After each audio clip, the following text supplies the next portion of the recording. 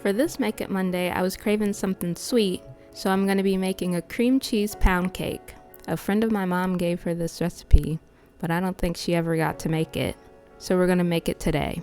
The recipe will be typed out in the description down below. Oh, and by the way, I have the recipe.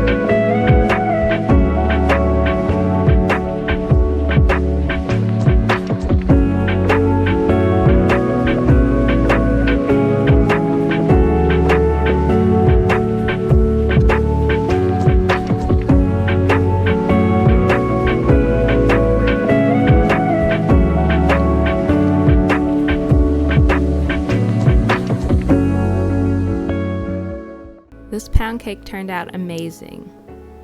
It was like a sweet buttery cloud wrapped in a flavorful crust. I hope to see you next Monday. Bye!